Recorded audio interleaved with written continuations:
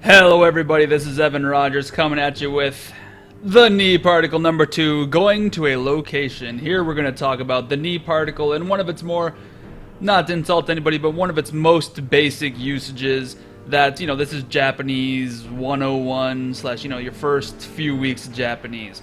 I'm with www.evanseasyjapanese.com. Check out all the videos and all the wonderful things that we got going on. It's just me, what am I talking about, that I got going on over there.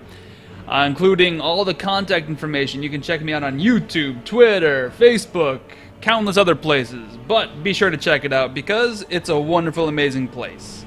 You can also see the rewards you get for Patreon donations. Blah, blah, blah, blah, blah. I'm going to keep on trucking. Alright, if you like this video, thumb it up and share it with your friends. Consider becoming a patron. I have links at the website and links below. Subscribe on Twitch TV, Twitter, and Facebook. I already said all that. Whoop-de-friggin-doo. Let's move on to the actual knee particle. Alright, knee particle prerequisites. There are no real prerequisites for this video. All you really need to know is that you just really need to know a few movement verbs, like go or come or return. Go is ikimasu, iku, come, kuru, kimasu, return, modorimasu, kaerimasu, and that's all we're going to be touching today. And also you need to know what a subject is. The subject of a sentence, the ga particle or the wa particle after a noun. That's it, okay? Now here's the usage. Place the knee particle, get it? Place, ha ha ha ha ha, the knee particle immediately following the location, place, to which the movement is aimed. So, if you're going to school, take the word school, add knee to the end of it, and so you have school, knee, go. I will go school, knee. Obviously, that's not how English works or Japanese, but that's all you gotta do. You just plug knee after the place to which someone's moving. So either if it's ikimasu, it's to where they're going. If it's kimasu, it's to where they're coming. If it's modorimasu, it's to where they're returning home. Or it's not home, they're returning to, sorry. And if it's kaerimasu, it's to where they're returning home. It tells you where things are going. Alright, the nitty-gritty of the knee particle. Number 1, the knee particle number 1 video that we made, available at www.evanseasyjapanese.com, showed us how to use the knee particle with arimasu and imasu. It showed you the continuing location of something that is not moving. For example, the book is on the table. Hon wa teiburu no ue ni arimasu. It tells you where something is and that thing is not moving generally at the time. The knee particle number 2, however, shows us the final location of a movement. So you can kind of see there's a slight connection. It will possibly be continuing to be there after the movement. So think about it this way. The book is on the table, but how did it get there? It went to the table. So you see how the knee particle, in a vague, very strange way, connects those two meanings? It's on the table, the final location of its resting is on the table, and the final location of its movement was the table, thus it moved to the table and it stopped there. That's kind of what the knee particle is doing. There is a connection between those two knee particle usages, and I hope you can see that. This is even interesting for people who are advanced learners of Japanese to focus on. This is a connection and an important insight to the knee particle. For those of you who are new, the knee particle has a bajillion usages that all seem very different, but they're connected in a bizarre way. And this is one of those ways they're connected. Number 2, this usage of knee is very similar to the usage of the e particle, or even actually made, which maybe you're not familiar with. But let's ignore the made. Let's just focus on the e particle and the knee particle. The knee tells us the location after the movement, sort of where the movement stops. The e particle tells us the direction of the movement. Okay, so just vague differences. So when I say gakko e ikimasu, think of it as I'm heading towards school. And if I say gakko ni ikimasu, it's more like I will go to school and that's where I'm going to be done moving. To an extent. I mean, obviously you might continue moving, but the knee particle has much more of a focus on the point of stopping. Okay, 3. Add wa or mo after the knee particle to add the feeling of at least or as well, respectively. So you could say something like, Gakko ni wa ikimasu. Well, I'm going to go to the school, but maybe I won't go to the France or something like that. I don't know. ni mo ikimasu is I'm going to go there as well. Gakko ni mo ikimasu. I will also go to the school. So, wa, mo come after the ni. Feel free to tack them on whenever you want to. Boom, let's check out some examples. There's like that logo I made especially for this video. I'm going to use it more often. Boom. Watashi wa mainichi gakko ni ikimasu. And that was me almost talking like a rapper. Watashi wa mainichi gakko ni ikimasu. Okay, so I have the kanjis on the left, all the words in the middle, and the translations on the right. Watashi means I, me. Mainichi, every day. Gakko means school. Gakko means school. Ikimasu means go. So watashi wa, that's the subject. That's the person who's doing the action. Mainichi, every single day. Maybe not single, but every day.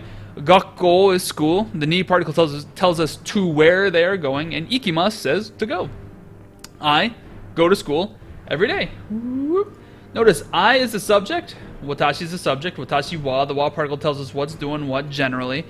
Go is ikimasu, which is the verb. It comes towards the end of the sentence. To school. Notice I have to school underlined, and then here we have gakko ni. It's underlined here too. School and gakko are the same, to and ni. So I don't know, if you're a new learner, it might be interesting to notice that it's almost backwards. We have to school, whereas they have gakko ni. So school to, and we say to school. Every day, mainichi. Safe to put it right in the middle of the sentence generally. Okay, so watashi wa mainichi gakko ni ikimasu. I go to school every day. I put a bunch of pictures of Japanese schools here because almost no matter where you go in Japan, the schools all look the same. Look at this. 1 story, 2 story, 3 story. The windows all look really boring. There's these weird trees out front that just don't look appealing to anyone at all. The doors look run down. I don't know what it is about Japanese schools, but they almost all look run down. Either way, that's what schools look like in Japan. And at one of these 4 schools, I taught. I'm not going to tell you which one. You can guess. Guess in the comments below. Let's go on to the next example. Boom. Mise ni wa ikimashita ga, kainzu home ni wa ikimasen deshita. Okay, so mise is store. Ni wa, this is our ni particle with the wa after it. To say, as far as the store I went, or ikimashita, I went. Ikimasu is the past tense of ikimasu. This ga particle is not the subject marker. This is the but meaning. It's a conjunction junction. What's your function? It's saying but. So I did go to the store, but kainzu home ni wa ikimasen deshita. I did not go to Kain's home. Kain's home is a store in Japan. Do it yourself, I guess. Anyway, maybe you didn't know what that was. So, mise store, ikimasu go. Kain's home is Kain's home. You can see it for yourself. Ikimasen deshita did not go. Okay, so I went to a store, but I didn't go to Kain's home. This was emphasizing that, as far as the store, I did go. As far as to the store, I did go. As far as to Kain's home, I did not go. The ga particle conjoins them, conjunction junction, by saying but. I did go to the store, but not to Kain's home. I went to the store, but not to Kain's home. Kain's home. That was a fun store. It was kind of like I don't know what stores you might be familiar with where you're from, but it's like a do-it-yourself store. Lots of, I don't know, if you're around America, you might just call it like a Home Depot or a Lowe's. By the way, if you work at Home Depot and want to donate some money to me for that wonderful plug, please let me know.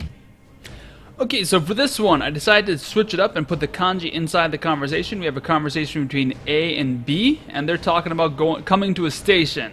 Alright, so it says, ashita, tomorrow. Kono eki ni, this station, eki is station. Kono eki ni, this is the location to which someone is going to travel. Kimasu ka, the verb is to come. Kimasu ka, will you come to this station tomorrow?